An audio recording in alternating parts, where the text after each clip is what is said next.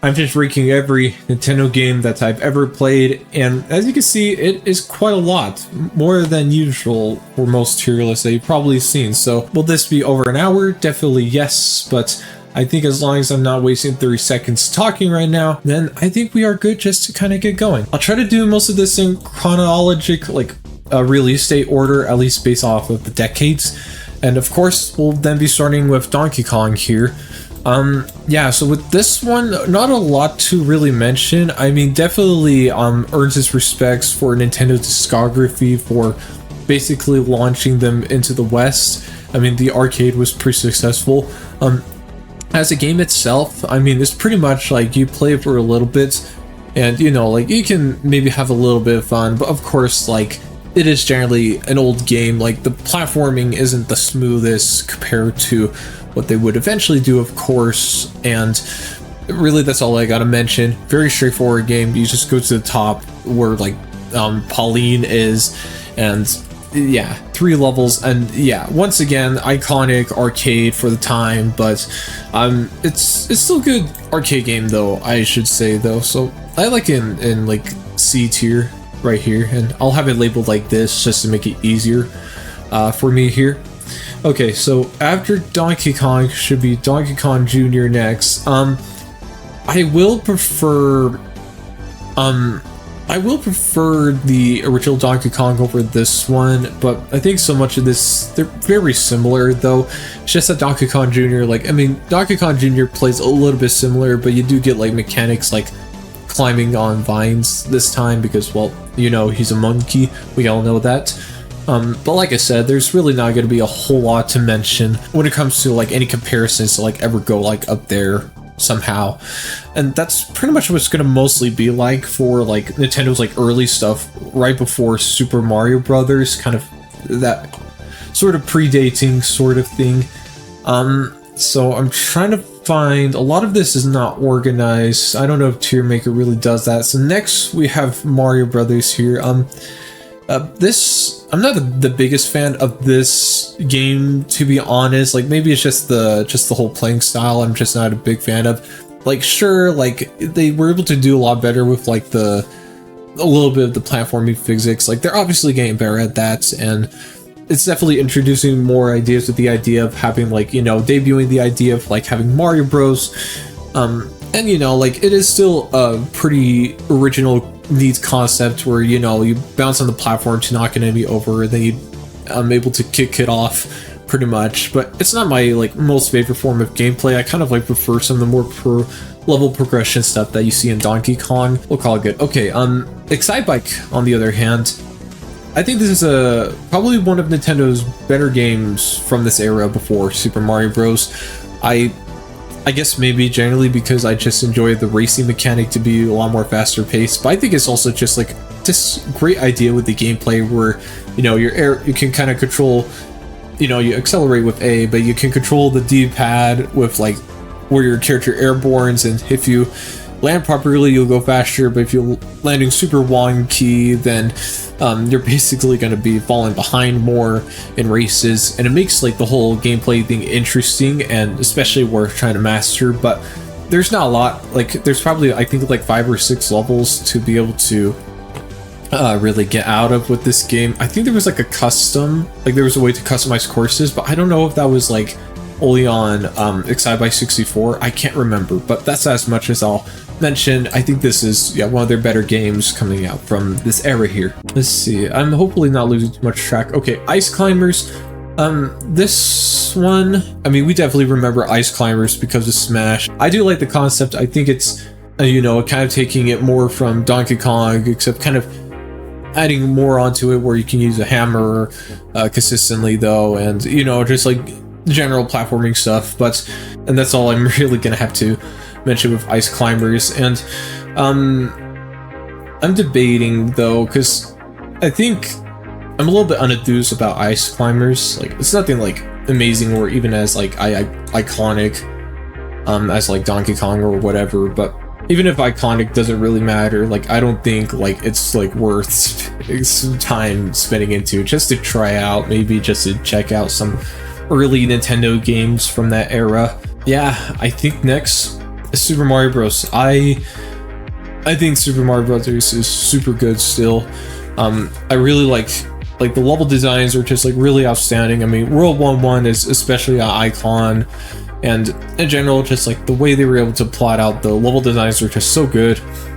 They have like pretty good secrets. Like they were pretty well ahead of their time, and there's a really good reason why this game really innovated, especially the West, just to invest into video games again. Like there's just like way more you can like do compared to like, you know, you're just like shooting stuff or just stuff like that, because like so many like games were like Game Boy pretty repetitive with at the time, minus like a few outstands like Adventure and especially Pitfall, but like Super Mario Brothers like is an obvious evolution. Even if that's off the table, like I said, it's still a great game. It's just a little bit like, you know, a little bit weird to get used to with the physics at first. But like comparably though, this is definitely like truly Nintendo's like really big breakthrough, especially worldwide at that point. Keep it up with these, of course. Kid Icarus, not like the most impressive. Well, it's not the NES game I would really go for super often. I mean, I think it's still like good for what it is. Maybe I just need to like play like a little bit more of it. Like I do remember like on NES emulator I'm getting a little bit further into the game and did have like a pretty good time with it, but I think it just doesn't like really carry any iconic standards that you would get from Super Mario Bros. And there's certain things that could like really stand out, maybe minus the Grim Reapers. Whatever. Okay, so Metroid will be next here. This one is still pretty good. I would like to call this better than Excitebike. My issue with Metroid, and this is definitely personal preference, is that I'm not like the hugest fan of like the level design. I mean, I know it's like, you know, the NES, and so they're like a little bit limited with what they're able to do, but even so, as people would like be able to appreciate the game, like it's kind of harder for me when it's kind of like, you know, most of the level designs are pretty much very similar with what they could do here. I mean, like basically Metroid got better when it evolved. I mean, sure, it definitely had like long gaps of like game releases, but especially like around this time now, like where we're starting to get like Metroid Prime 4, and then we had Metroid Dread, then yeah. But anyway, with that, I think Metroid is definitely another just like standout classic on the Nintendo Entertainment System. Just like really alien inspired from the Alien movies. At least that's what I've heard from the creator of Metroid. Okay, and then Punch Out. Punch Out's also another really fun one. Not like, obviously not going to be up there for gold standards, but I mean, yeah, it's a lot of just a really fun fighting game to play like a little bit, just like really fun mechanics, just like really, it's a really well-flowing gameplay, to be honest, just when it comes to the idea where like the punches feel pretty impactful. Just like it can feel like a little bit goofy, like silly sometimes for like some of the characters, especially when we have dudes like King Hippo and stuff, and just like a lot of memorabilia to come from Punch Out. But beyond that, it's like I mean, yeah, like still classic, so it's just great. Yeah, it's just simply great. What else do I have to complain? Super Mario Bros. The Lost Levels, I'm gonna at least put that in the okay tier. I'll probably put it up here because, you know, it's still Super Mario Bros. And maybe I could put it at the good.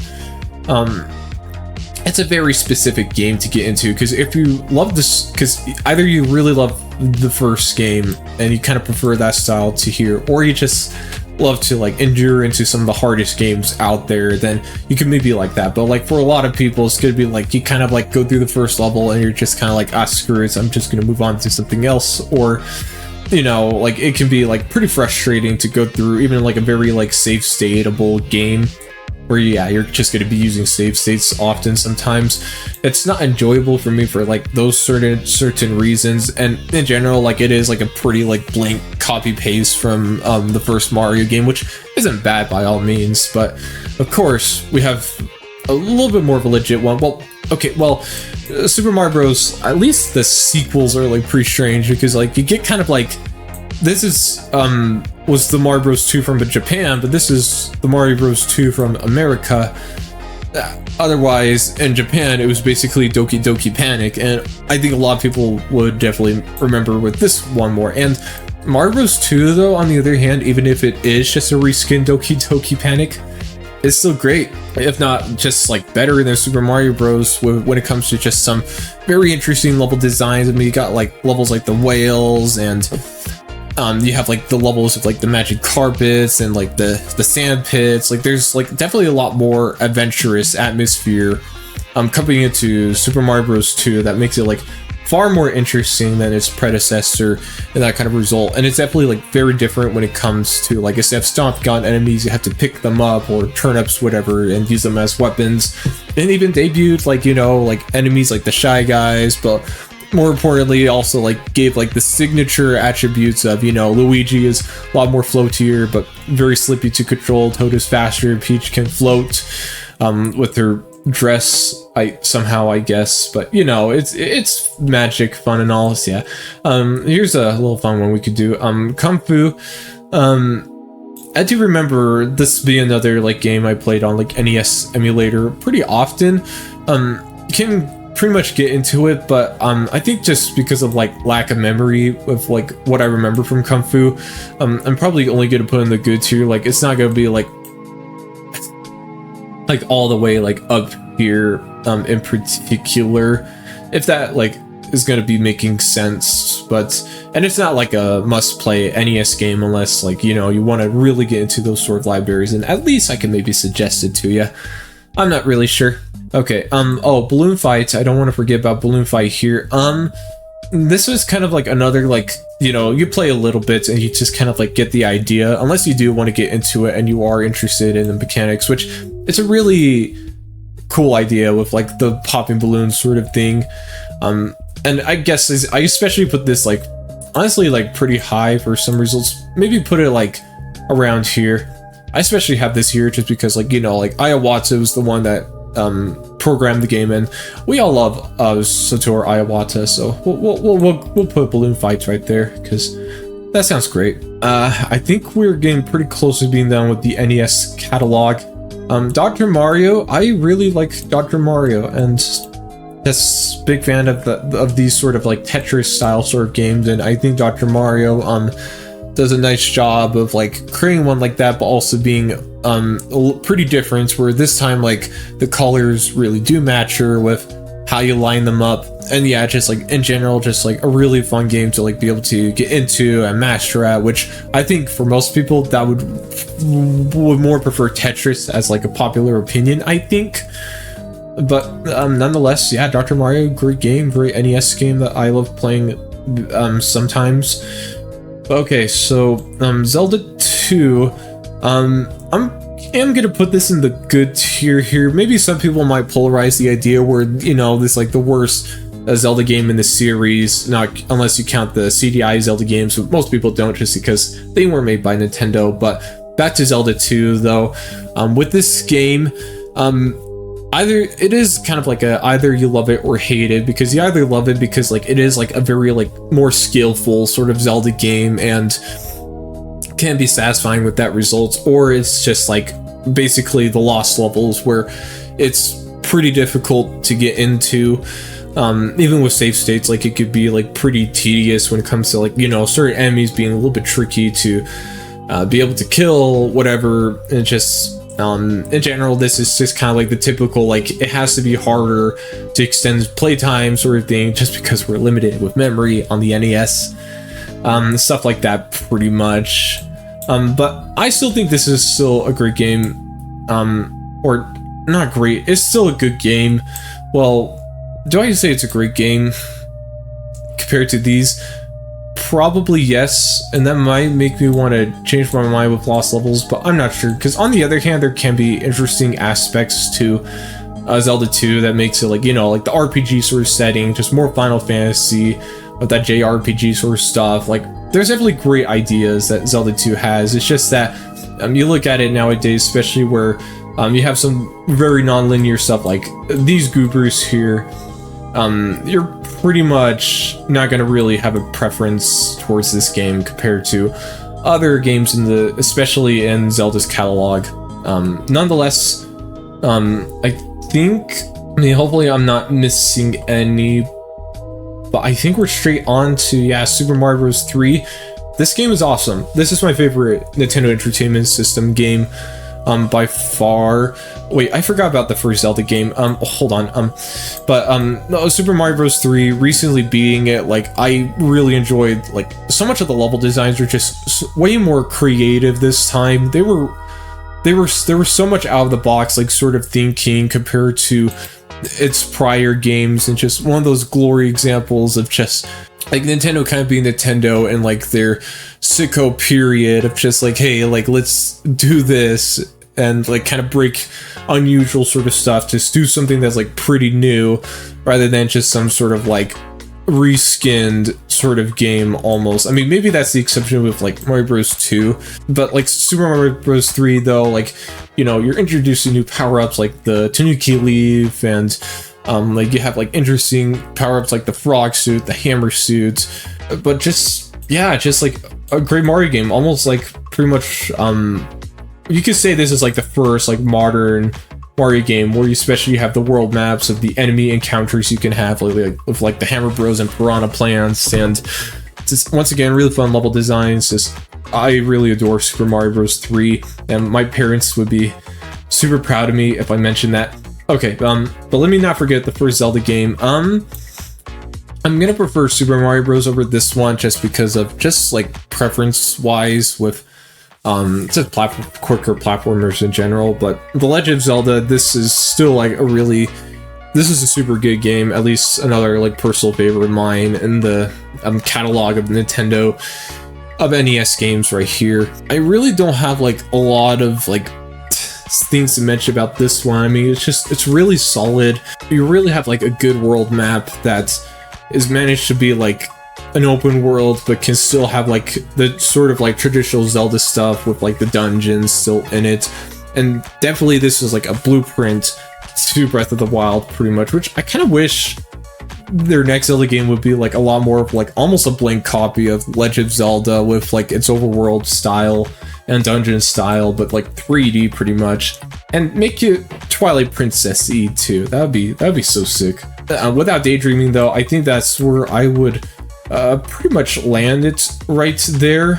Yeah, so that should be it for like the NES games, at least for now here. Maybe minus one more, but Kirby's Adventure. But when I'm doing release dates, at least decade wise, that's what I'll go with. So now we're pretty much ready to move on into the SNES era of Nintendo games in their library here. And so we'll start off with obviously Super Mario World. I know people like Mario Bros. 3 compared to this one, but I don't know, it's just that Super Mario World just takes things that were great from Mario Bros. 3, but just kind of expands on it even more. I mean, we're introduced to Yoshi, who's like definitely one of my favorite characters from the Mario franchise, even like Nintendo characters in general. We also like have like, you know, more secret levels to do, especially the special levels. There's like alternative paths to go over. Like, it's a lot more like replayability. That's what the idea where there's basically is like a higher sense of 100% completion at this point. And I think that's like my favorite aspect when it comes to Super Mario World, and one of the reasons why I want to come to it. I mean, you can even beat the game like pretty quickly from the beginning, and so you can almost kind of like do that and then just kind of do everything else, like kind of like shake up a little with the usual order sort of stuff. Okay, F-Zero. Let's see, I'm trying to think, because not the greatest out of the SNES catalog to me. It's still a fun game, you know, just like I think it handles like pretty well as a racing game, but the issue that's especially going to be comparable to Super Mario Kart is that handling does pretty stink in this game a little bit. Like, it's definitely easy to like, you know, just kind of like smack into the walls, like oftentimes, especially when turning corners. Like, there is quite a steeper learning curve compared to like Mario Kart 8 Deluxe or like even F-Zero X on the N64 that we'll get to eventually, which can especially make like later levels like much harder to like be able to like beat in order to like win the Grand Prix stuff like so.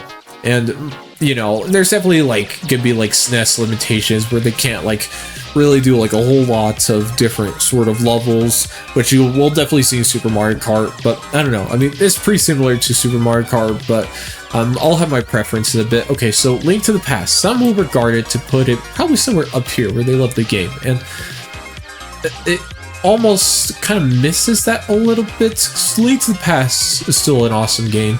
I really like the story, especially, I mean, it kind of like formulated the story where that sort of Zelda formula. I mean, this is the first like modern Zelda game, similar to Mario World being the first modern Mario game, where out of all the Zelda games, I think Link to the Past, well, I guess at least by the second place does it the best, where it's interesting where you end up in this like darker version of Hyrule, and you have to like rescue these 7 sages, which are just, by the way, pretty much girls at this point that the Wicked Wizard Agram like sent, basically banished them into. And so it makes it like pretty interesting in that result, and just like really interesting with just like the lore as well that it kind of introduces as well.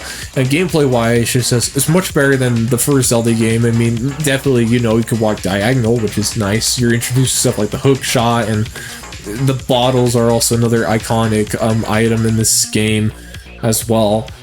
Like beyond that though, like there's not like a lot of elements that makes me want to put it on the love it tier or S tier. That's just like my place though. I think others feel a lot more impactful with what Link to the Past has, but I know that some aren't either, even to call it overrated.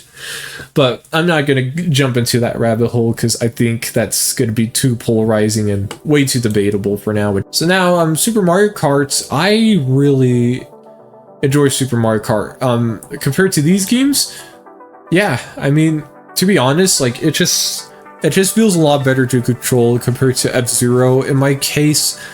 It's definitely still kind of like a learning curve, and I don't know, this is definitely just way more of a preference pick to me, rather than like trying to be like completely objective, where I know like people aren't the biggest fan with this game for its controls, and you know, it doesn't have like so much options, but even so, like you still got time trials, you still got battle mode and a Grand Prix and versus mode.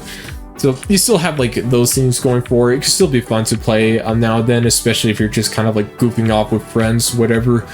But I think that's where I'll place it there. And I, like I said, I do enjoy the game a lot. Okay, Kirby's a freaking adventure. This is a super good game, and definitely one of the first Kirby games I played. I'm pretty much actually in high school on the NES Classic Mini. Will I say it's better than the first Zelda game? I mean, it's just like one of the most well-made NES games, which, you know, for like 1993 or 4, pretty much like people like HAL or even a little bit of Nintendo kind of had that experience on their previous console before, of course. But like, my gosh, like the Orange Ocean, just the whole like art style on that is just like so like such a gorgeous atmosphere in that game. Like there's just so much like details in it, like in this game, that's just like makes it great. You have the copy abilities, which really adds a lot of versatility, and you know, they'll definitely expand upon it so much further, of course. But it's like really, this is like the important Kirby game, of course, that like really like gave him all the signatures he need. I mean, even make him pink.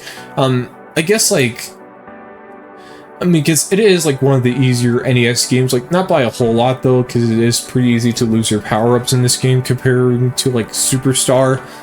But I think, yeah, like I still love this game though. Like I'll just kind of like maybe put it in between here, maybe. I don't know, maybe just to show some Kirby bias in me a little bit, so who cares. Super Metroid.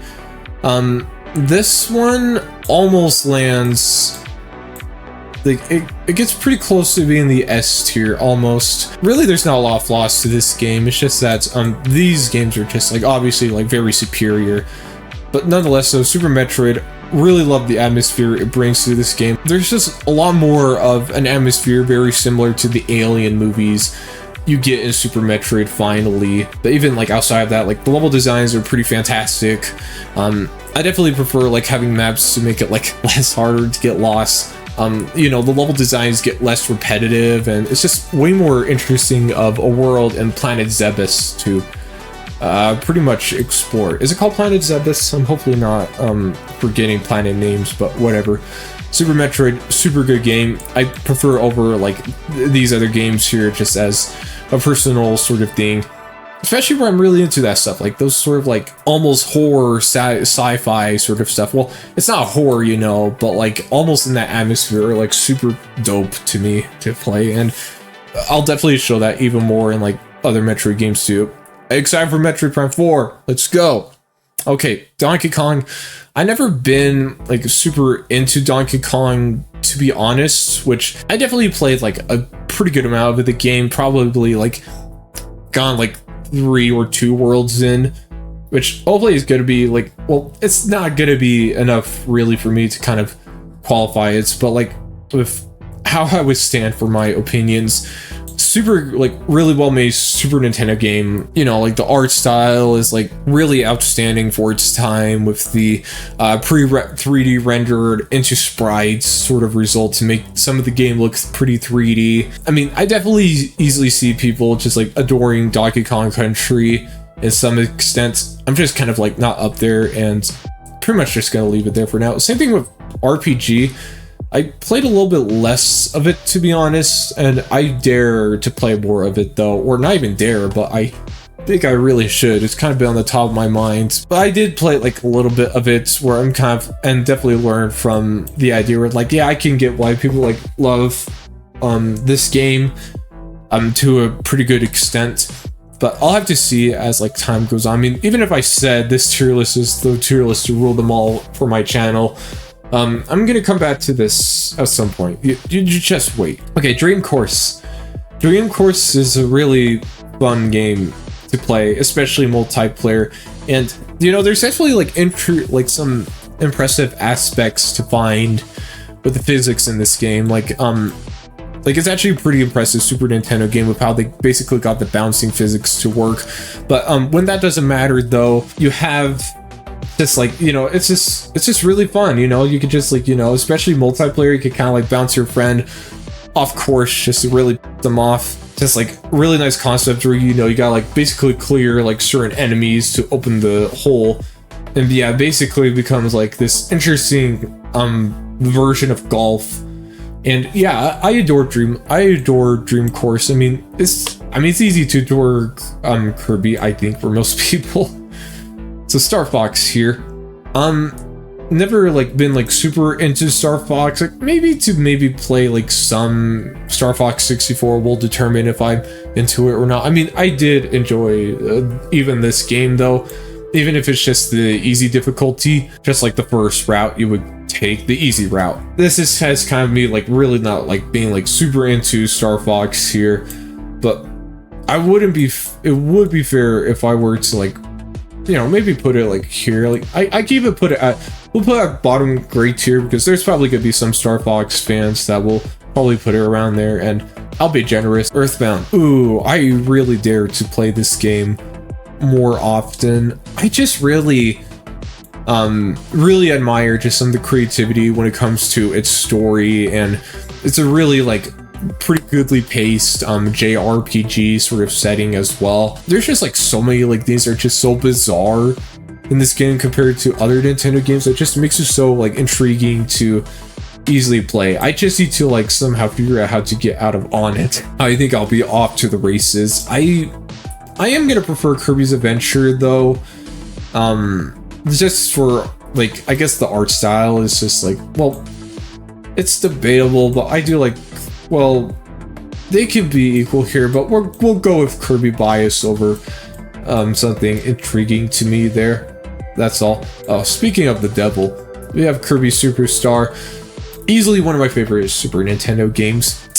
Now the bias is really starting to kick in here, but this game is still fantastic. Just really well done level designs, really neat concept with like the 8 games in one, especially where, you know, you have like the Dino Blade, then the Meta Knight's Revenge, and Milky Way Wishes, which do have different things, like, you know, Meta Knight Revenge having like a countdown consistently, also like Milky Way Wishes where you can't like copy from the enemies, like take their abilities, you have to like get the abilities that are just like lying around pretty much.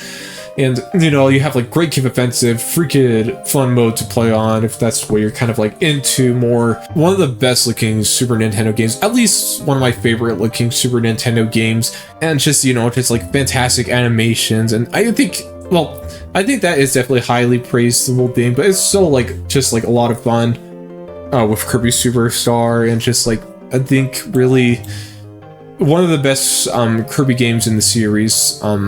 And definitely a Super Nintendo classic. So Super Mario 64, I'm trying to think.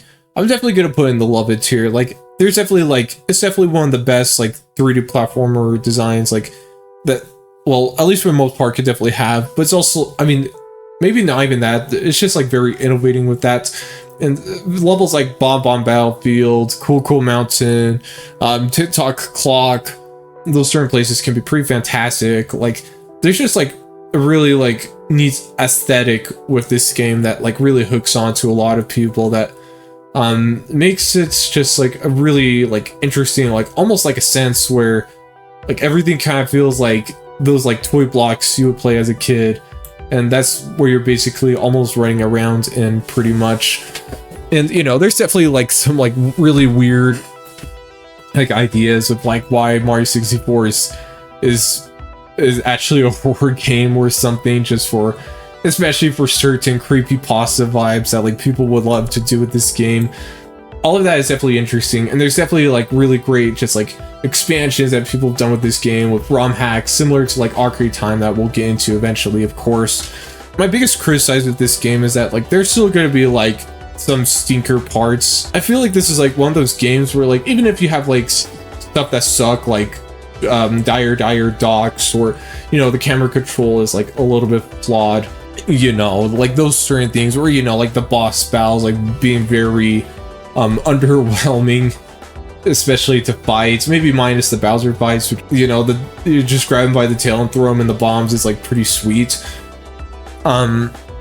Like, even with all of that, like I think just like its preference with how like it really stands makes it a pretty powerful game. And I also really do like that you can do like the stars out of order as well, at least for some of them. Like, you still have to unlock certain stars for in order for other stars to actually appear, but like even so, like oftentimes like you can kind of like, oh, you could like go free the chain chomp on like the first star in Bomb Bomb Battlefield if you just want to do that, just to shake it up a little bit, you know. Okay, Mario Kart 64, this is the first video game I've ever played, and I could have some nostalgia for it, and maybe that's triggered even more if you know, you play like We're Finally Landing on like a Summoning Salts video with that synth waves or stuff, but I'm just kidding. But outside of that, though, just a lot more improved when it comes to, you know, you could do 3D level designs now and just make every level more different than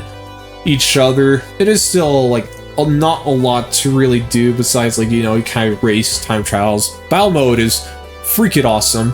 I remember having a lot of fun with that. I mean, multiplayer in Mario Kart 64, like this is one of the multiplayer games. I mean, Nintendo 64 games are just like so well done when it comes to multiplayer games. That makes it fantastic. But we'll go with Mario 64 right here, though. Okay, Highly Win 64. I'll just put in the good tier, like at the bottom here. Like, so much of this can pretty much be out of order. Maybe minus F-Zero here. Pilot Win 64, like obviously, like another like launch title to kind of like almost, it's kind of there just to show the, you know, the technologic stuff that's the N64 can pull off now and whatever. I mean, there's still like really cool like level designs I enjoyed from Pilot Wing 64. I played it a lot as a kid when, you know, it was kind of like one of the only like 6 or 8 games I could play on the Nintendo 64 at that time, and, you know, that was pretty much one of them. You can look at some gameplays and see that it's still like a pretty interesting sort of game to be able to see and play, and you'll probably enjoy it once you like kind of get into it, but I don't think it's like something, you know, like, you know what I'm saying? It's not like really in the grand scheme of all Nintendo games out there. Okay, so GoldenEye, 007 GoldenEye, some might say like, okay, like this is a rare game. Come on, son. But like, I don't know. This is also a rare game published by Nintendo. Like these are the same like dudes, minus like different programmers, but like I kind of like polarize with the idea of whether or not I should include GoldenEye on here. Like, since it's very exclusive to the Nintendo 64, at least like this version, of course, and I don't know, it's still like a game where I feel like I just needed it up here, and you know, it's a fantastic game. I love 007 GoldenEye. I'll probably put it up here. I definitely have an enjoyable sense of shooter games. And GoldenEye is no exception, especially with like some of its like pretty fantastic level designs in general and the single player adventure mode. You know, you have like the time trial modes. Well, yeah, time trials just to beat the levels as fast as possible, which can unlock cheats in the game, which are pretty fun. Multiplayer is pretty awesome. I mean, I definitely done multiplayer a couple of times in this game that are like pretty fun to like goof around and whatever. Like I said, that's just like Nintendo 64 having the gold standard. It has gold in the title, by the way, for multiplayer games like so. Pretty fantastic game in general. N64 classic beyond that. Okay, Kirby's Dreamland 3. This is one of the Kirby games that like didn't really get to me that much. I mean, it's still, I feel like I can play a little bit more of this game and maybe there will be a better sense of like, I think this is generally one of the better Kirby games. I don't know. I guess I say that just because like there isn't like anything like too impressive other than just, you know, some of the really bizarre stuff with like having like a final boss that like literally like contains like really bloody for some reason. And then there's also like, you know, like some fun like cameos with, you know, Samus being in the game as well, which can make certain levels interesting, especially when you're dealing with Metroids. But yeah, I don't have like a whole lot to mention about Dreamland 3, at least in my case, but I could definitely revisit this game if I want to, just to be able to reconsider. And also put it in like the grades tier, maybe just to, because like it's still like a really like unique, fantastic looking Super Nintendo game, and you know, Kirby's Kirby. We all love Kirby, so now that I say that, like it feels pretty easy to maybe put it here, kind of. I'm not sure like how everybody's gonna feel with that, but whatever. I can, like I said, reconsider, but maybe if I do replay the game again, like this may seem agreeable. So yeah. Oh geez. What are we gonna talk about with Ocarina of Time? I mean, yes, like it can be this game can be pretty overstated for being, you know, called the greatest video game of all time. But guess what? I don't freaking care, because there's still like really awesome stuff this game has to contain. I mean, there's like such a interesting sense of lore this game can have to offer that makes it like really interesting to like go deeper into. But even with that, like just a super good story in general. It's a really good story when you really think about it, with like, you know, Link growing up in this forest for about like 10 years or whatever, I don't know, eventually, who can never leave it until he finally does. And then like what ends up is that he like basically gets 3 stones, then needs to like basically travel 7 years in the future pretty much, and just kind of like ultimately kind of goes on this desperate mission through these fantastic dungeons like the Forest Temple, the Shadow Temple, Spirit Temple, Fire Temple is great, and like even Water Temple, the Owl and Navi pretty annoying, and like the Water Temple being like a pretty infamous level. Like I think they kind of like make art also give it like a badge of honor for like Ocarina of Time, just for like memorabilia pretty much at this point. And you know, like this game just brings up like so many like atmospheres that just fit so perfectly for like feeling like almost like this really creepy sort of Zelda game, especially when you're dealing with stuff like the bottom of the well and Shadow Temple. Like that whole section alone was just like fantastic, and you know, like really awesome, like one of the best video game soundtracks out there. by far. Super memorable too, with like Song of Storm, Soraya's Song, and things like that. And even like outside of Ocarina of Time, which even if it's like not included like in the game at all, like just like come on, like the community around Ocarina of Time is just so freaking sick now. I mean, like the speedruns are insane, the ROM hacks are insane, randomizers are like super insane in this game. Like when you really go into like the rabbit hole, or I guess the iceberg into this game, like it's just like, it's not even like in the matter where like you love it as like a general fun game to play as, but just like how you would almost see it more into like a movie pretty much. And in fact, I think that was kind of like the groundbreaking thing Ocarina of Time really had to offer, that like pretty much a turning point for video games in general, where they're, because yeah, other games did that before, but like Ocarina of Time, and then like along with like even like Final Fantasy VII, even so, like they really like grip you with the idea of just like storytelling in general. And especially for like Ocarina of Time, like it really like perfected the idea of action adventure in an open world setting that would influence many games for decades to come, like pretty much. I mean, like freaky games like, you know, like GTA, Red Dead Redemption, The Witcher, The Elder Scrolls, like, and games like Skyrim especially would just be like, would honestly have like certain influences with like, especially appreciations to Ocarina of Time under its belt. And even so, this is still like one of my personal favorite Zelda games that just like really peak on with what I just love about this era. And Half-Life 1 also came around the same year. Come on, son. Just, you can't go wrong with 1998 for like video games in general around that time. Next we'll have F-Zero X right here. Like, so I'd say this is definitely a nice improvement compared to its debut game, definitely. And you know, it definitely has like a lot of like fun tracks to race on. There's especially like the iconic blue stage. There's just, you know, like the stages are better, there's more characters to choose from, almost like the Gran Turismo for Nintendo games, pretty much, except they don't really really stick to it though, pretty much, which I don't know, it's almost kind of a shame, but it is kind of like reasonable in a sense where like Nintendo goes with innovation rather than just kind of like, hey, look at how cool this game looks, whatever, with like graphical stuff, whatever garbage. I would say let me think, probably around here is gonna be good. I think we can all agree with the idea, especially where maybe like, you know, not everybody's gonna be hooked on, well, people will be hooked on better with F-Zero X compared to Super Mario Kart, I would think. You know, especially just for the game just controls better too, especially. Okay, so next, Super Smash Brothers, the debut game. I'm trying to think. I'm probably gonna put it probably somewhere, probably up here on top of A tier, like so. It's, I love the debut Smash game still to this day.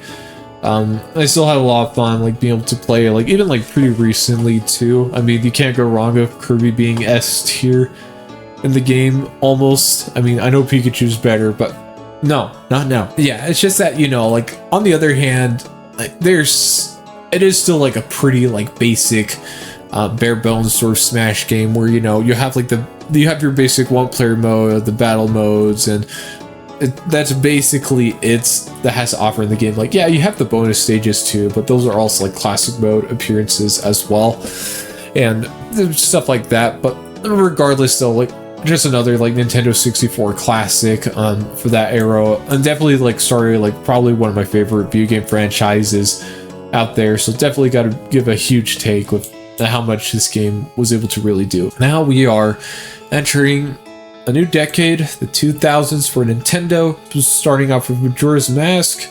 This game is still pretty fantastic. I prefer Ocarina of Time more in like some levels, but obviously this is like the sequel to Ocarina of Time. This is like a lot darker, like a darker, more mysterious, interesting setting compared to it. Carrying on with like some of the lores it has. To be honest, I am more interested with like what Ocarina of Time has to deal with it, but when that's not really the case, like this is one of my, like, you know, one of the, probably my most enjoyed Zelda game out there. Like 100% this game is like a lot of fun when there's like, you know, you only have 4 dungeons, and when there's like a lot of side quests that can get pretty interesting, especially with Anju's side quest. Certain things like that it can make Majora's Mask pretty fun to replay. Regardless, though, like I think this is where they'll pretty much stand, like so we'll go with it like that.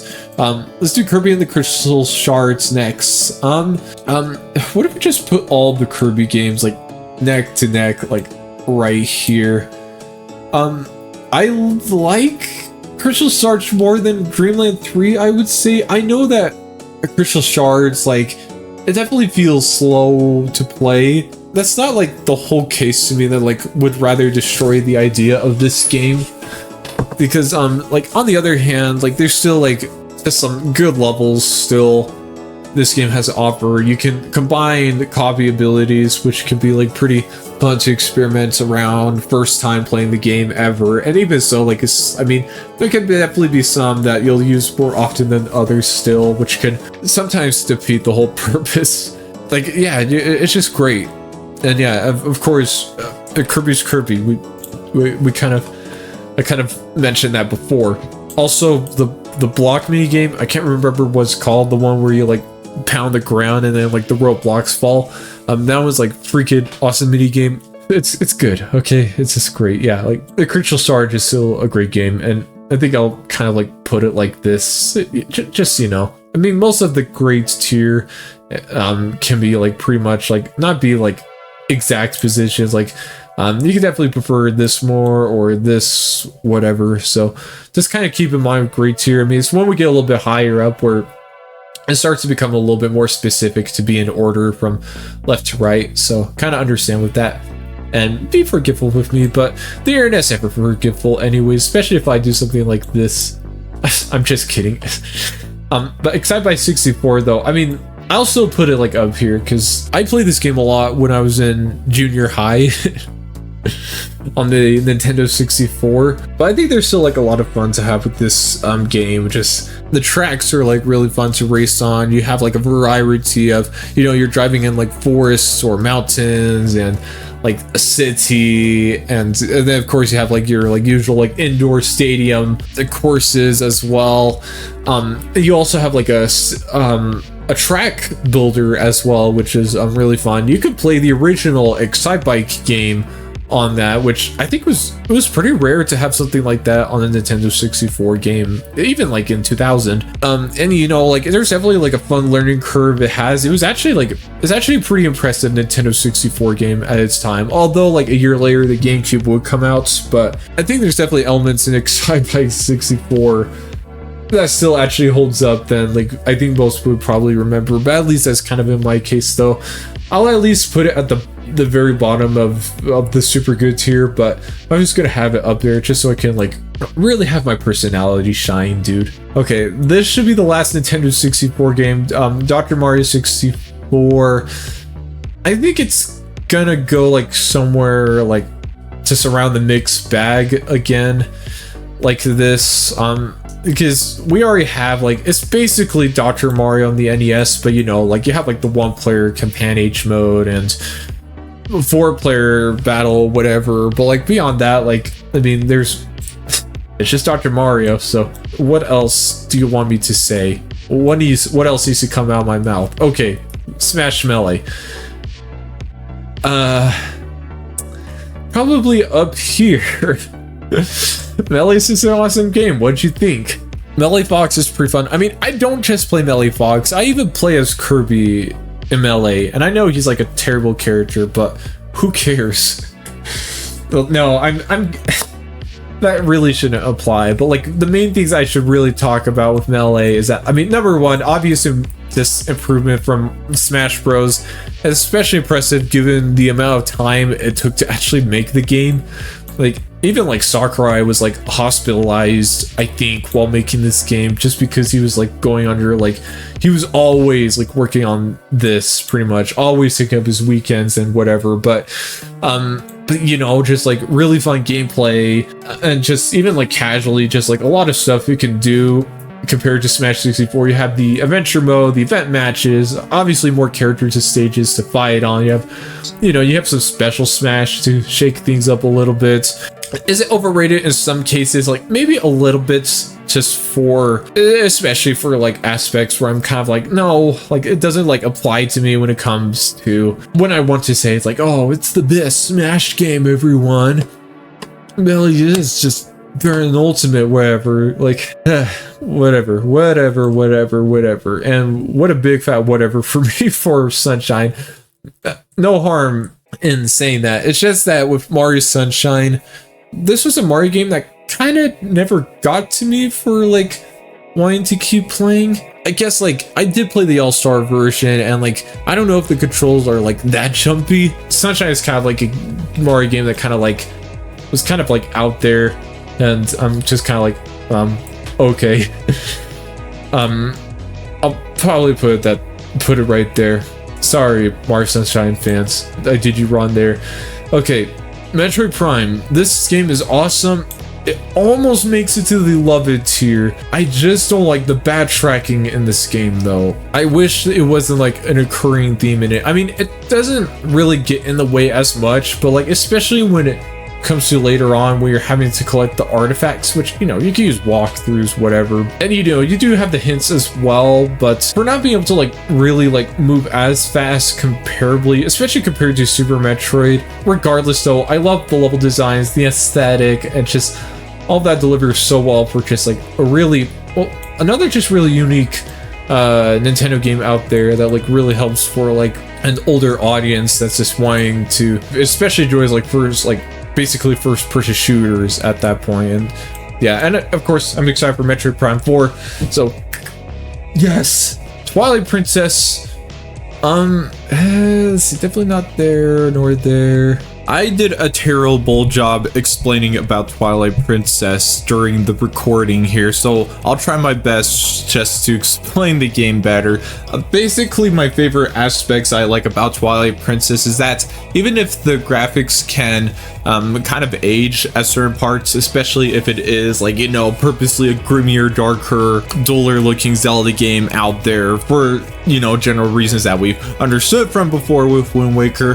However, that atmosphere really adds a lot when it comes to certain places like the Arbiter's grounds with that sort of creepy setting that reminds me of the Mummy movie. There's Snow Peak ruins, there's kind of its creepy frost-like enemies around there, and especially Kakariko Village just giving a lot more of a western atmosphere, which is pretty sick. And in general, just like general moments in the game that you normally don't see in other Zelda games that they try to do. I mean, like, you know, you get mentions of like literally people getting killed in the game, which is like, woo, like Queen Zora getting executed pretty much. This game that I mentioned is like, wow. Because yes, it can be a longer Zelda game to be at first, but especially as I replay it more and more, it's definitely still like has good quality when it comes to its mechanics and level design. They're pretty enjoyable. If I'm talking about like, you know, most of its dungeons that it has, along with just you know, great ideas in general. Midna is especially one of the top Zelda characters out there. I think she's really outstanding in this game. Love her personality between everyone pretty much, and it especially makes her farewell scene like so sad and probably one of the more sadder moments in the entire franchise here. And yeah, I get the flaws Twilight Princess has. There are some iffy parts in the game to go through, especially when I mention things like the Twilight Realms, which can sometimes be a little bit tedious, especially when replaying the game over time. And like I said, the graphics can kind of age, but I overall would rather put it at A tier because the best parts in this game still stand out from what I can like try and mention here, especially compared to what you would get from games around like the B tier pretty much. Yes, I did put it at S tier here, but I think later on in the video I did put it back on A tier though, just after a change of mind, of course. But anyways, that's my redemption. Let's move on. Next we have Super Mario Bros. DS. I do remember playing this game a lot as a little kid, you know, as a little squirt. Yeah, I'll say it's been a while, and I don't really have like a whole lot to say about New Super Mario Bros. I mean, I keep saying that for some games, but I guess that's, hey, why I kind of thought of B tier, to be honest. Maybe it's a better game than I remember, but I'm not like I need to like replay it or something, whatever. I think same thing with like Super Mario Bros. DS. I mean, we have this masterpiece already. And like I said, even for like the time I did play them, I did enjoy them. And so it's not to say that like they're bad games or whatever, like so, but like they don't really compare to go into like, you know, super good like Metroid Prime and all of these beautiful games right here pretty much. So it's just kind of, these games feels like to me they kind of fall into the mixed bag. Maybe not to you, just you can say all that if you please. Okay, the Legend of Zelda, the Minish Cap. This is one of the, at least one of the better portable Zelda games out there, I'd say. I don't know by how much though. This is also another one where around the same era as Mario Bros. DS and New Super Mario Bros. I played as a kid and kind of like, you know, there's not like a lot I really need to mention with Minish Cap other than like, you know, it's just a solid, good Zelda game. Maybe a little bit underrated in some aspects. Like some of the dungeons were like pretty cool in this game. The thing is 100% in this game just plain sucks. I think a lot of people kind of know that after that Heart Piece video revolving that. Okay, so we'll just safely move on to something a lot more exciting. Yeah, Wii Sports, like so.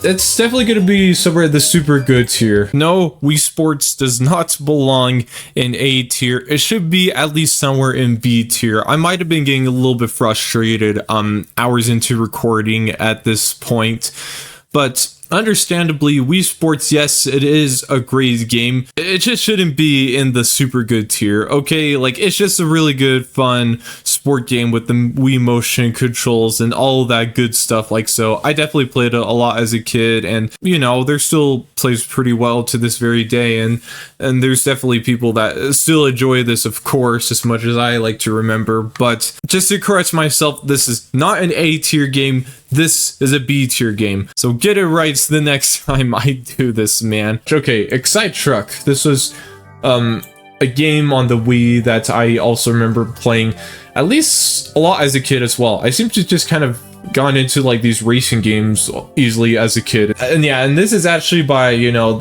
basically the successor to Excite Bike 64, except trucks, which I prefer bikes more, so it kind of gets to go down here at the bottom of B tier here. I mean, like I said, this is all kind of out of order, like so.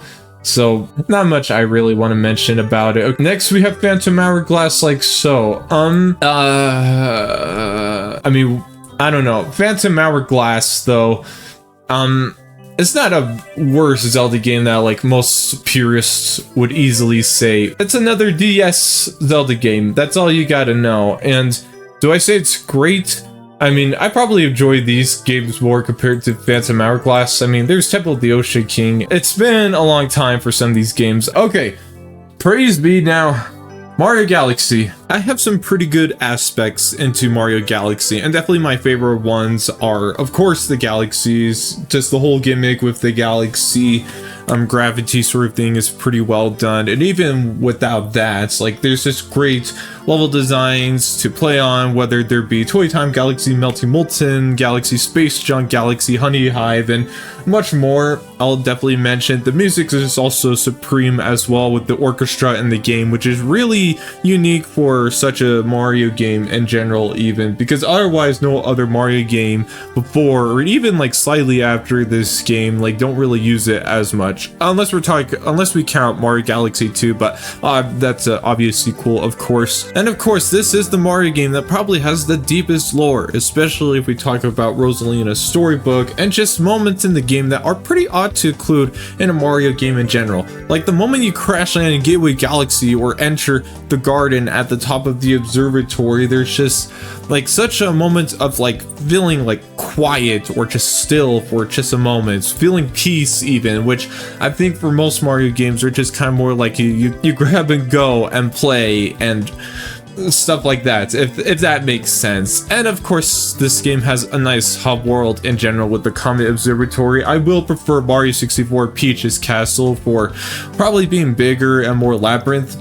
feeling, but I think especially if I compare it to Mario Galaxy 2 that I'll critique, this is definitely more preferable with Rosalina's Comet Observatory. If there's one thing that does hold this game back on the top tier, is that sometimes the beginning stuff can be a little bit tedious to get through at first, which, I mean, comparing to Twilight Princess, it is a lot better, more engaging, but sometimes you are having to deal with like some tutorial sort of garbage, and you know, for being like a pretty easy beginning, like it can be like a little bit of an iffy start, if you'll say, until you get into like some of the later galaxies, or even like pretty soon when you get to the fountain room or Turris in general. But beyond that, there's really not that much I really want to mention with Mario Galaxy. It's just a really well done Mario game, and yeah, it deserves to be S tier in my opinion. I enjoyed this game a lot as a kid, and furthermore, that's all I'll really mention. So what else do we have next? Super Smash Bros. Brawl.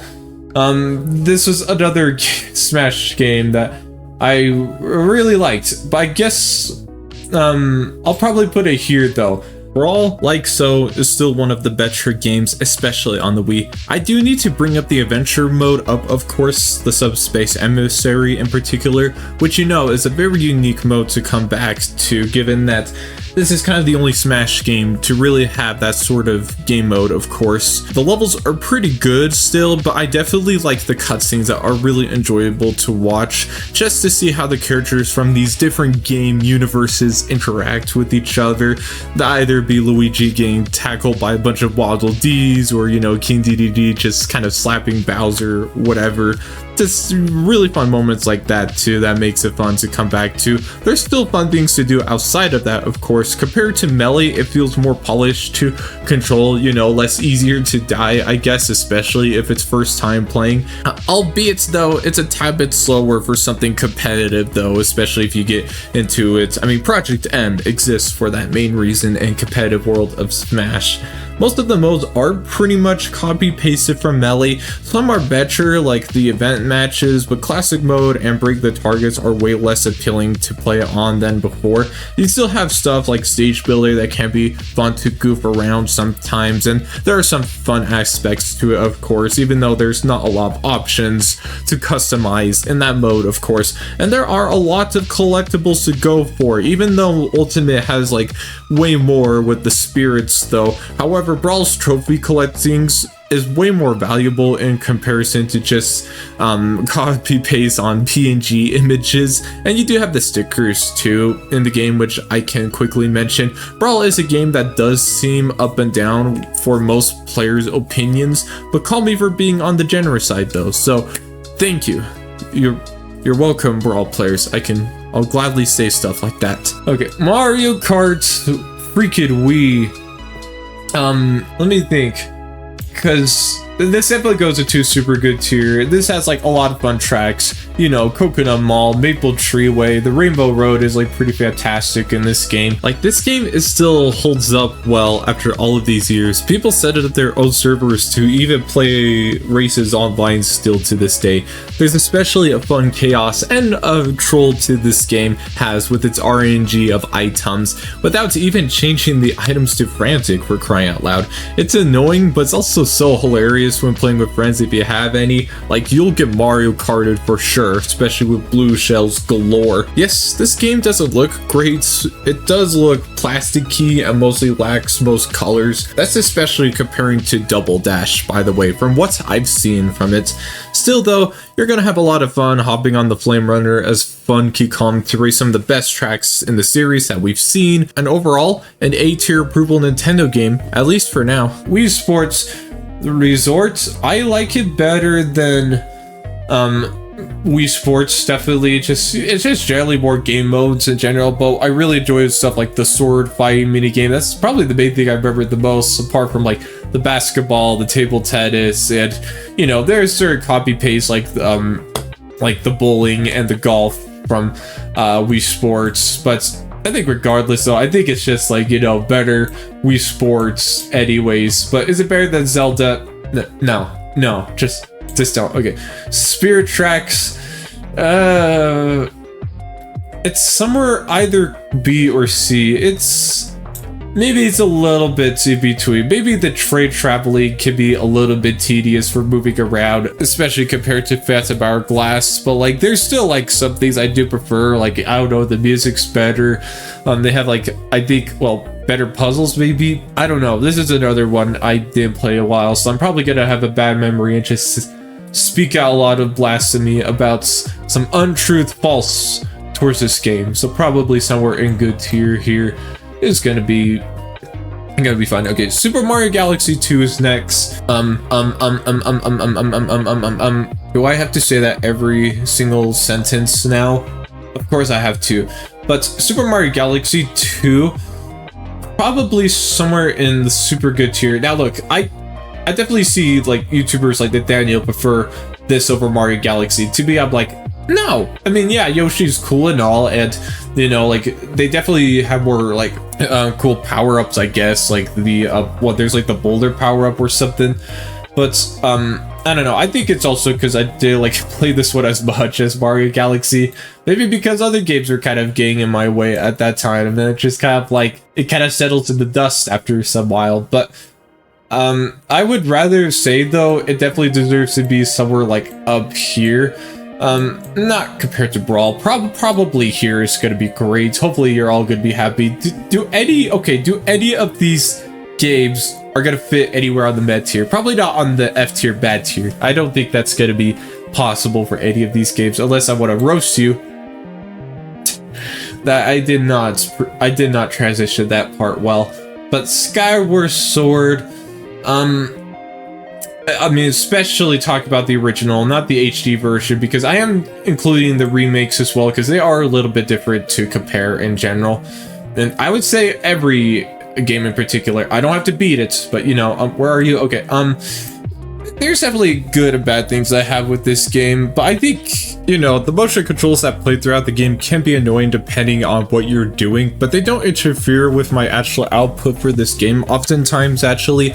Is it still a well-made game? Yes, the dungeons are pretty good if we mention places like the Ancient Sister and the Sand Ship, even less known ones like the first dungeon, Skyview Temple, that are still really cool to play through even, given the atmosphere Skyward Sword is surrounded upon, of course. The overworld world is another critique most people have too, but it's still fun to explore around until they are not. You go to the same places pretty often, traveling around is pretty tedious with some backtracking for certain quests, definitely, especially from past experiences I had with some of the side quests and even the main ones that occur late game, even talking about the dragon quests, of course, like you're having to go through the flooded Forest Woods, which is probably one of my least favorite sections in the game. It's just, that part is so annoying, especially with the swimming controls. Still though, the game has a nice art style. Groose is my favorite character in this game that I can mention for fun, and the music is very good too. Still a great Zelda game in Nintendo's catalog, but still has its glaring issues like so.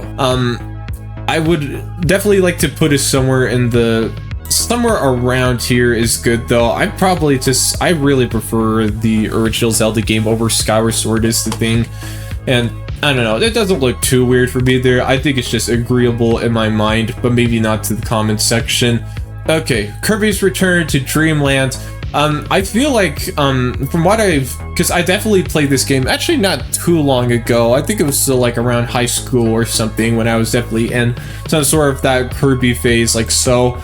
And from the time I remember playing it, I think it was still a pretty fun game. I think, let me think. I think this is another one where I can't, I think honestly it could kind of go, I think a lot of it needs another revisit. I think that's the common thing with the B tiers, that there's like, these are like games that are kind of like mixed bags to me, because either I did play them a lot, but I kind of get the idea of like certain games are better than the others, or it's just like I played them like a long time ago and don't blatantly remembered how much I enjoyed it or whatever, or even so, like I just did like really like play like probably like 1 or 2 worlds in or something. That's kind of the common thing with this, and maybe Return to Dreamland kind of fits there. I know that like people have like some sort of resurgence with this game now, at least in the past years, from like what I've seen with like maybe some YouTube videos, but I don't know if they're lies or not at all, but I think we'll just kind of move on.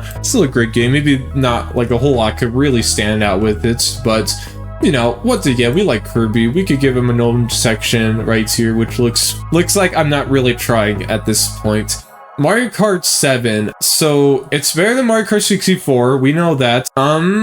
Maybe somewhere around here. You know, it's still a good game. They have good courses, especially the Rainbow Road one. And yeah, there's really not a lot that really stands out with Mario Kart 7, especially compared to Mario Kart Wii and Mario Kart 8 especially. So we'll kind of move on from there. Ocarina of Time 3D. It's generally still...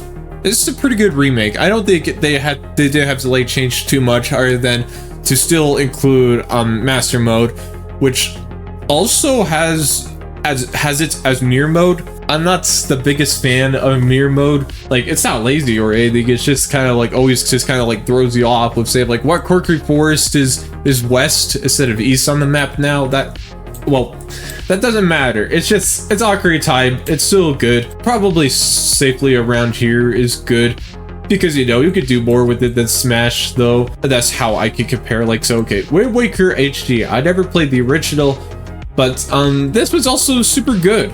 Probably gonna put it somewhere maybe around we'll go with like right there. I actually was able to replay this game quite recently, and it's fantastic by Nintendo standards. Since I'm talking about the HD version, I'll mention how gorgeous the game looks even a decade later from this video. It's colorful, really good lighting, and adds a lot to the atmosphere to this game, maybe slightly more than the original, but that's only going to be in your take though.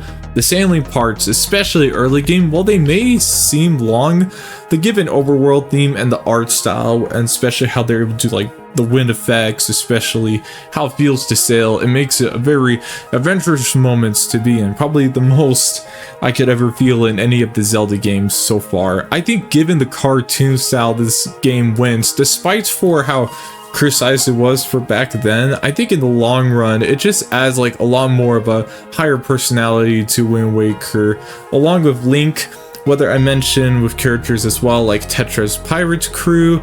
Medley is especially my favorite character in this game. There's a great connection to have with these characters that I think Nintendo were able to take from Majora's Mask with its concepts of how to deal with NPCs, even comparing to Ocarina of Time, which in that game I feel like is a lot more like self-centered to the player rather than like actually community sort of effort, if that makes sense. Great dungeons in this game too, especially the Earth Temple, just a really outstanding atmosphere there. And I do like the side things you can do in this game, even if some are like a little bit annoying, like Sploosh Kaboom, infamously, if you know speedrunning.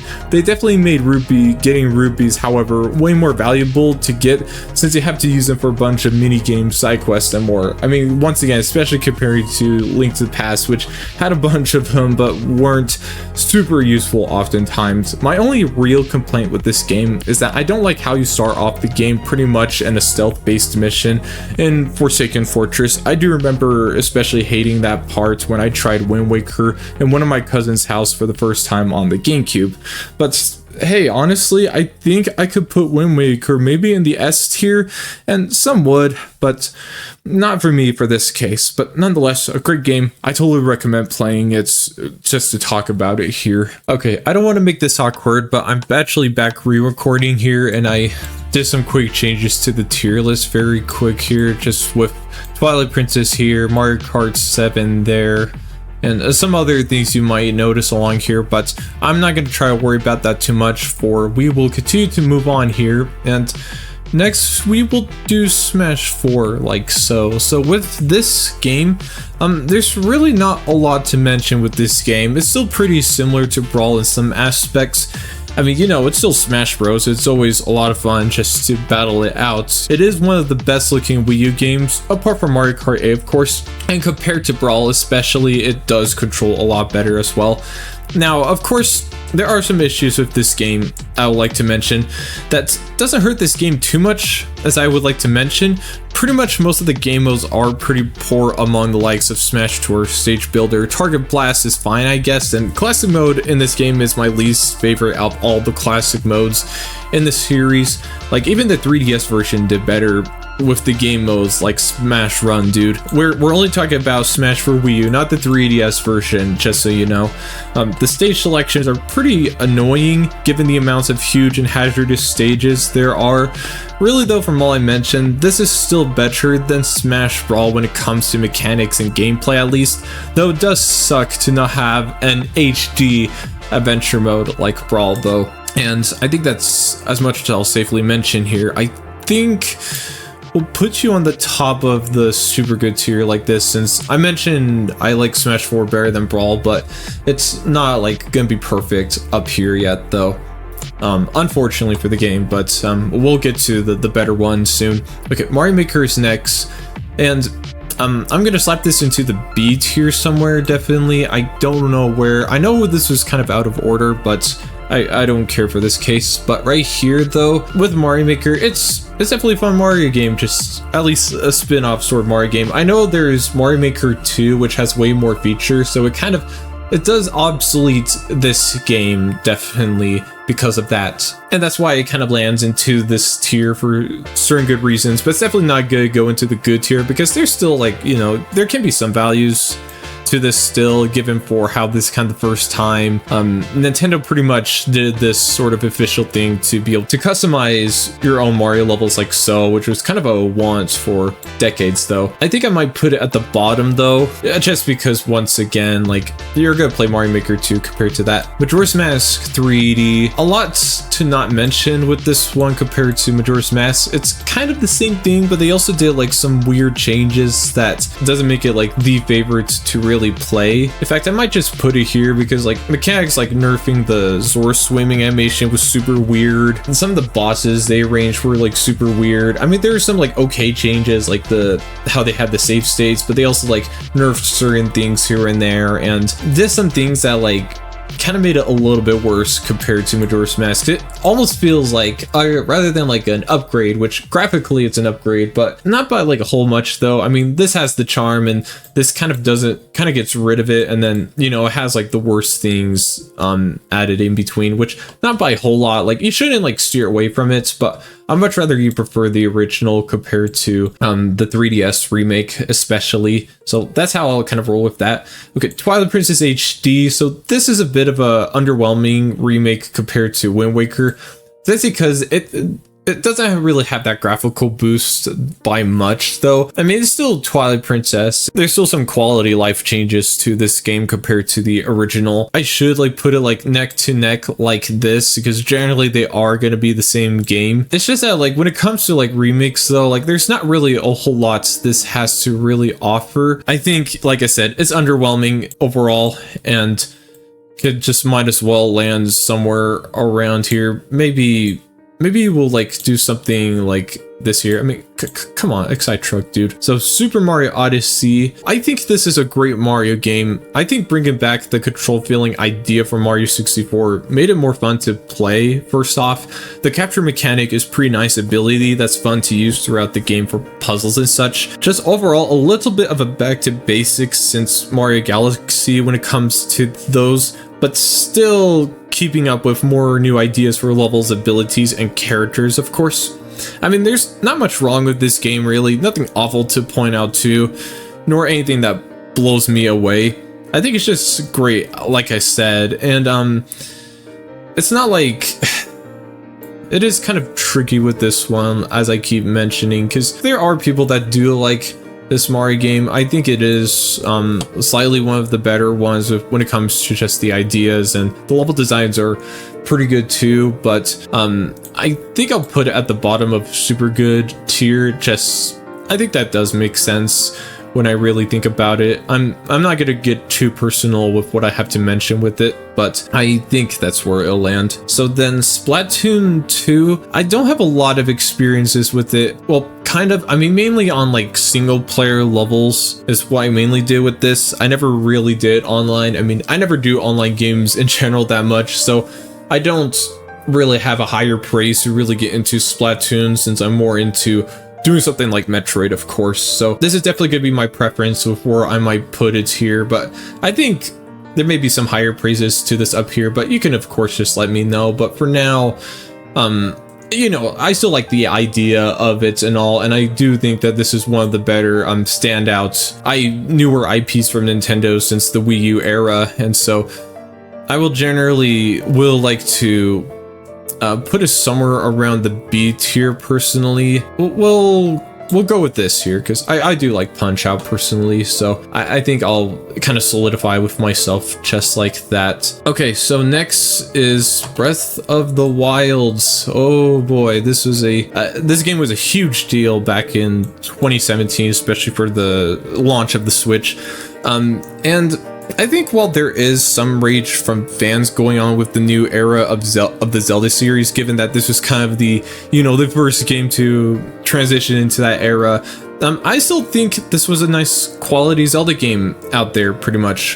What helps me to appreciate this game especially is how the overworld is very well made without being too empty, which I think for some open world game maps can fall into, especially Daggerfall, so huge yet feels like such a void in the long run. But in general, it's a fun world to explore, and there's not a lot going on, at least in the open world. There's just like really cool stuff you can find in it when it comes to certain collectibles. Like, I mean, maybe Koroxis can be kind of annoying, but finding like certain ruins in the game and the villagers or travelers that kind of affect the idea where this is post-apocalyptical Hyrule here, which is really cool and intriguing for some aspects that you may notice in the game, which does make the overworld pretty alive and even storytelling without really even telling it in words pretty much a lot of times.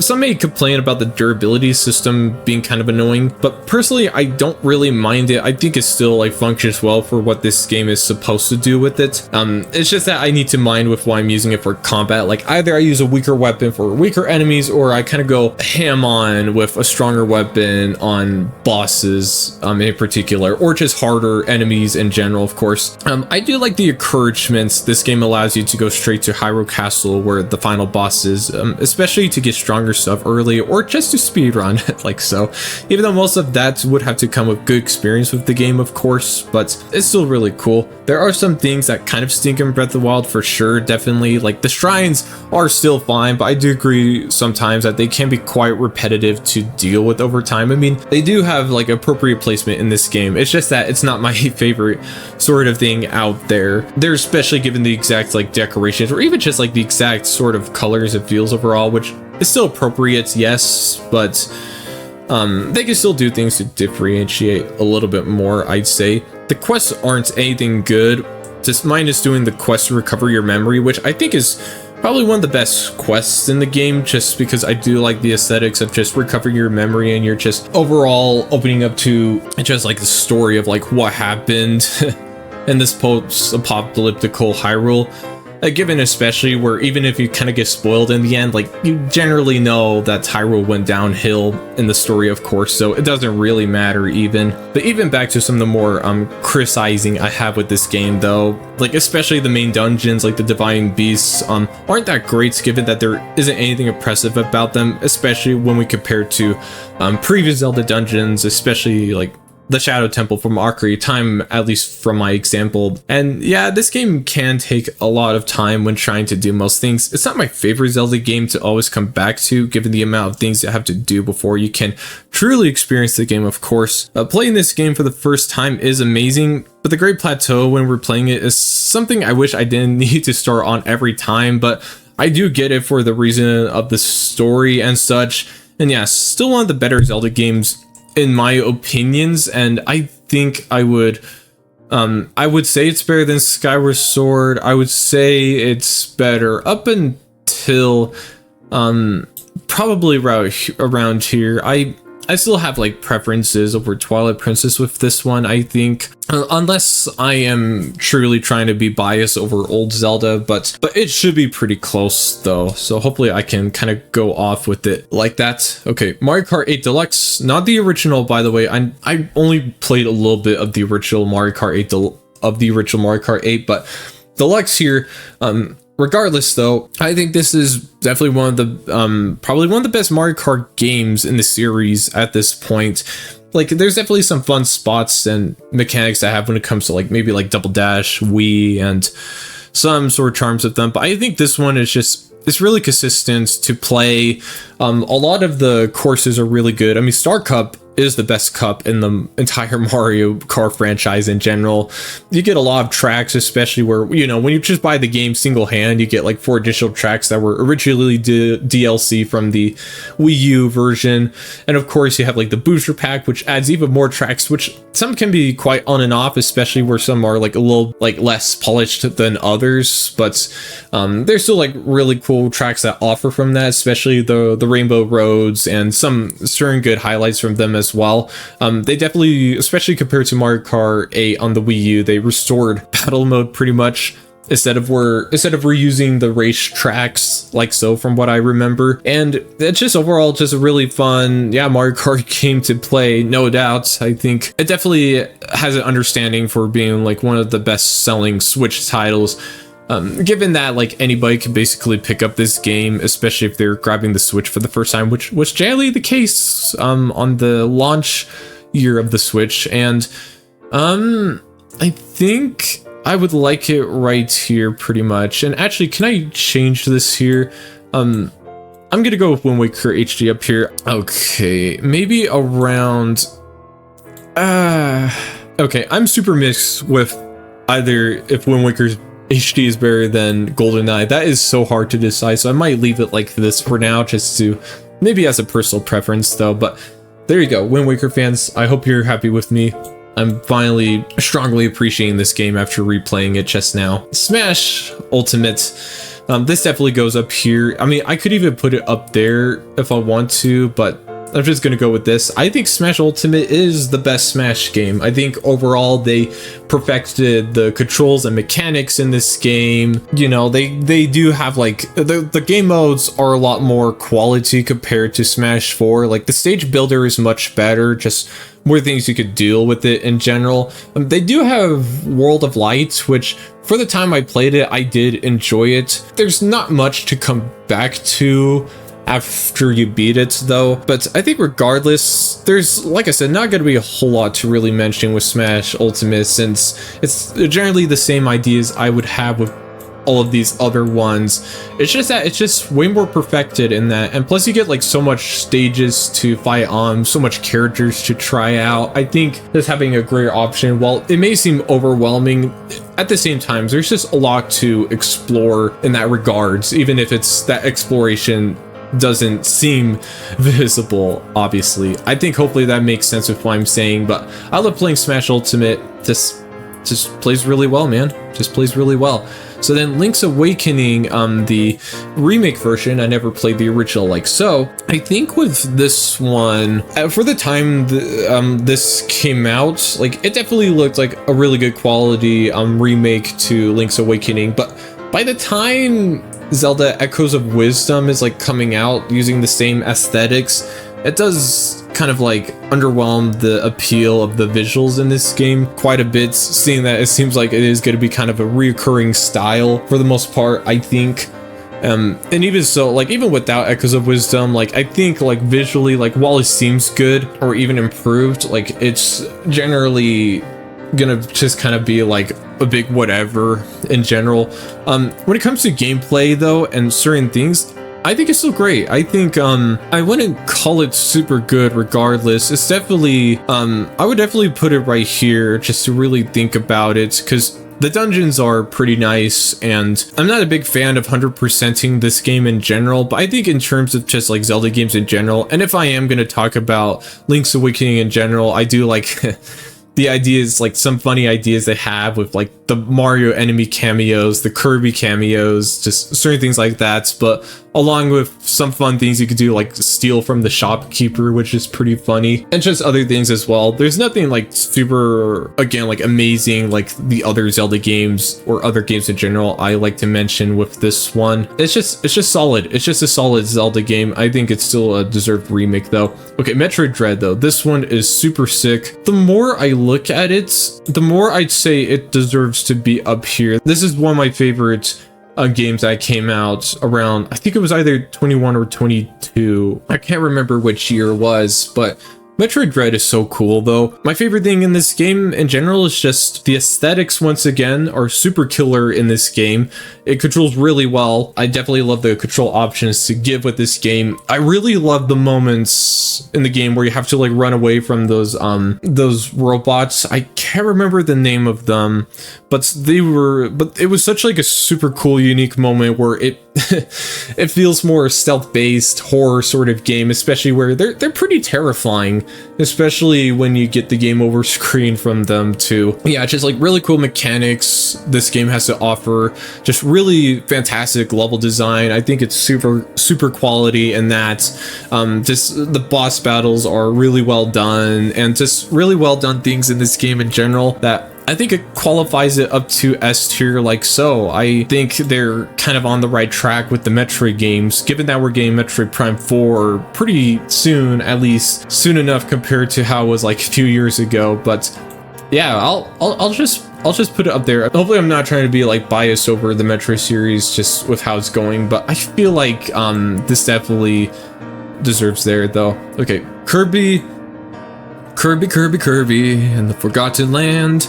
I love this game as well, probably up until, again, it's always so tricky to place these like recent games with like these older grandmasters, if that makes sense. It just feels kind of wrong, but like in a way I am trying to go with what am I, because I haven't played this game in a while, so the idea where I am definitely going to replay it at some point soon, I definitely 100% it, of course. Let me actually talk about it though, because I do have a lot to mention with this, because like I said, I personally love this game, probably my favorite out of all the recent Nintendo games from this decade. To simply start off though, I think they nailed translating a traditional Kirby game into the third dimension, which mostly doesn't work for most games, especially for like Castlevania 64. I think the levels are very well done. They mostly seem to have a lot of standout levels in this game, especially like from the ones I can remember. I mean, I do remember the one where you like go into the tunnel in the first world with that killer music it has, or like that one ghost house level in that one circus world, World 3. I especially love the ice world in World 4, where they like have this sort of, the buildings and the cities style is like inspired from like something from the 19th or early 20th century. Just really awesome aesthetics there that I love. And the factory levels near the end of the game, like the Beast Pack's last stand and the boss rush you kind of do before the final levels in the game were pretty memorable. Like, yeah, like I could kind of go on with the levels in this game, to be honest, but you kind of get the point with how, like I said, how awesome most of these levels are. Even just putting Kirby into the third dimension isn't going to be good enough. They of course gave us mouthful mode so you can drive, glide, even shoot out cans with the vending machine. And even if you could like do stuff like that in older Kirby games, like in general, I mean, you don't need mouthful mode to do that, but it just adds so much personality and once again a memorabilia to this game with that ability there, and especially where you can use the mouthful abilities in the puzzles and challenges. They added a hub in this game called Waddle Dee Town instead of like your normal menu screen that you got in like, you know, like Star Allies or just any other Kirby game previously. You just kind of get all there in a town that you eventually build up gradually the further you go into the game when you're rescuing all the Waddle Dees pretty much, which is a really neat concept. You can upgrade your copy abilities multiple times for once in a mainline Kirby game outside of the Kirby Fighter games. You have these miniature levels around the world that allow more challenges to the copy and mouthful mode abilities, and the bosses are well done as well. This game looks charming, even given the how like some of the animations drop frames at further distances, which I don't know, it's kind of like they kind of look a little bit more claymated in some fun aspects for some reason. I don't know, it's kind of it's kind of funny that way, but even so, I think Hale freaking nailed this game, man. Given that there continues to be some weird and interesting moments relating to the lore in this game too, that the Kirby series are pretty much becoming more known for, at least this time around now.